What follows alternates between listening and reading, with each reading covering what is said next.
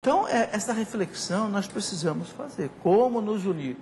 Como haver aí um agente articulador de tudo isso? Você tem alguma sugestão? Eu tenho, na verdade tenho. É difícil, né? Eu sei que isso é difícil, Marcos. Eu sei que é algo difícil, mas... Os leigos precisam fazer o seu papel, mas essa mobilização que nós tivemos aí por causa do Plano de Direitos Humanos mostrou que a gente também precisa de bispos que tenham pulso. Esses 67 que assinaram aí a declaração, aqueles bispos lá do Regional de São Paulo que fizeram aquele panfleto que circulou aí, se não me engano, no fim do ano, eles precisam também conclamar os seus fiéis. A gente lê na história da igreja, nos primeiros séculos do cristianismo, vinham aquelas invasões bárbaras e a população da cidade ia buscar refúgio em quem? No bispo. Se reunia em torno do bispo para, se não tivesse nada que pudesse ser feito para evitar uma invasão, pelo menos para rezar. O bispo estava à frente. O bispo estava à frente. Como São Leão Magno, que foi enfrentar Átila, rei dos hunos, né? Lá nas portas de Roma, e o Átila voltou. Não destruiu Roma, porque o bispo, aliás, o Papa de Roma, o bispo de Roma, o Papa, estava na frente. Muito bonito isso, né? Agora, sabe, Márcio, eu queria dizer mais uma vez, eu estou animadíssimo com a igreja de hoje, Márcio. Eu vejo, por exemplo, a beleza de um Regnum Christi, a beleza de um Opus Dei, a beleza de uma renovação carismática, a beleza de um cursilho de cristandade. Eu vejo, são movimentos belíssimos, as comunidades belíssimas. Eu sei porque eu ando por esse Brasil. Mas só que eu tenho um outro lado que me entristece. Sabe o outro lado que me entristece? O cursilho olha só para o cursilho. A renovação carismática olha só para a renovação carismática. Os encontros de casais com Cristo, sabe, um parece que não olha para o outro. Nós somos igreja. Não é a renovação que vai salvar ninguém, não é o cursilho que vai salvar ninguém, é a igreja que vai salvar todo mundo. Então parece que nós estamos todos dentro de um barco, mas parece que um não conversa com o outro. Pelo contrário, eles ficam criticando. O que eu vejo é uma rivalidade. Não critico, pelo amor de Deus. Sabe, eu acho que é bom de vez em quando aparecer um inimigo externo para a gente começar a pensar nisso, como é que nós vamos nos unir. Mas aí, professor, é o que eu falo. O bispo, por exemplo, Dom Moacir Witt, que é o arcebispo de Curitiba, ele é meu arcebispo, mas ele também é arcebispo do casal que participa do Regnum Christi, é arcebispo do grupo carismático que funciona em Curitiba, ele é arcebispo de todos.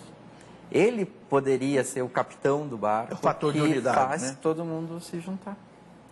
Então aqui, olha, com todo o respeito, com todo o amor que nós temos aos nossos bispos, olha, Márcio, eu tenho certeza, assinaram 67 bispos esse documento, porque tinham 67 bispos ali. Eu tenho certeza, se os 400 bispos do Brasil estivessem ali, os 400 iam assinar. É que não estavam participando, exatamente, como você já disse, do encontro.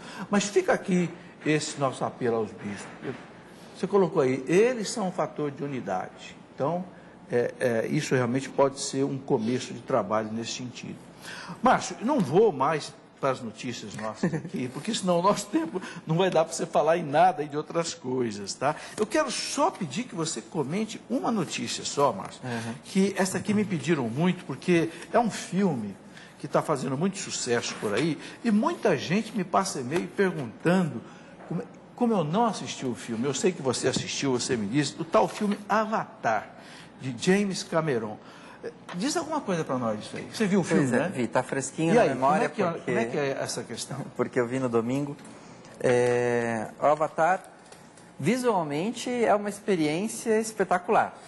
Cenas bonitas, paisagens. Primeiro, o que quer dizer a palavra Avatar? Avatar é o nome de um projeto que está no enredo do filme. Basicamente, a história é a seguinte: os terráqueos estão com atividades de extração de minério em um outro planeta, que é habitado pelas pessoas azuis que a gente já deve ter visto aí em cartazes e tal. E os humanos criam, para ganhar a confiança desses nativos, né, que a gente pode dizer assim, eles criam um programa que permite a um humano eles criam geneticamente cópias dos nativos, criam personagens nativos, azuis, grandões e tal, que podem ser controlados remotamente por um humano. Mais ou menos como no filme Matrix, que o camarada entrava ali na nave, ligava as coisinhas no cérebro e ele controlava a pessoa dentro da Matrix, né? No Avatar seria isso, o terráqueo, o humano, remotamente controlaria um personagem nativo que pudesse ir lá interagir com os outros nativos, ganhar a confiança deles, para que permitissem aos humanos fazer a extração de minério ali naquele lugar. Só que isso, enquanto o filme visualmente é uma experiência espetacular, o enredo, ele se parece muito com o de um filme da década de 80 chamado A Missão, que é um dos meus filmes favoritos, é um filme muito bom, eu recomendo para todos. A Missão? A Missão, que é a história dos jesuítas na região da fronteira, ali onde é hoje a fronteira do Brasil com a Argentina e o Paraguai.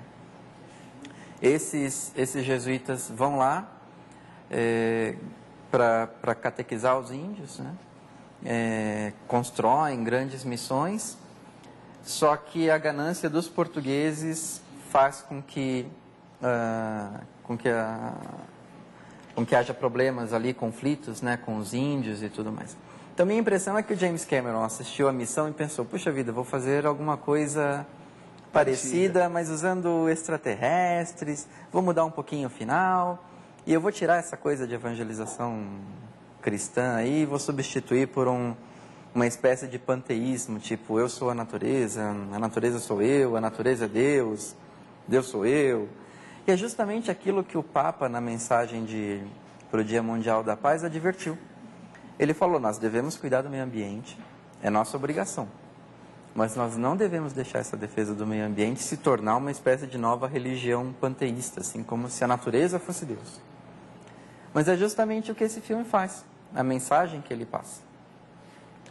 Então, claro, a gente tendo consciência disso, vai assistir para se divertir e tal, se a gente tiver em mente essa questão dessa mensagem que o filme quer passar, aí tudo bem, mas ele tenta ali colocar na cabeça das pessoas uma espécie de religiosidade New Age, assim, um panteísmo. Esse James Cameron, né, aquele mesmo que fez um filme sobre eu vi alguma coisa dele? O documentário do Sepulcro. Sobre Jesus. Ele não dirigiu, ele foi produtor de um documentário que tentava provar que o túmulo de Jesus foi encontrado em Jerusalém durante algumas escavações arqueológicas. Mas qual era o objetivo dele? Provavelmente desacreditar toda a mensagem cristã, né? São Paulo diz que se Cristo não ressuscitou, nossa fé é vã. Ô Márcio, vamos conversar um pouco sobre ciência e fé. Eu já mostrei esse livro aqui. Esse livro eu escrevi porque muito universitário pensa, que é colocado na cabeça deles, que se ele for uma pessoa de fé, não pode ser de ciência. Ou seja, há um antagonismo entre a ciência e a fé. Não é verdade. O que eu mostro aqui nesse livro, mais de 100 cientistas, e aqui eu puxo muito para o meu lado, o pessoal da física que eu conheço, por exemplo, o doutor André-Marie Ampère, que descobriu uma das leis do eletromagnetismo, Dr. Ørsted, que descobriu outra, né?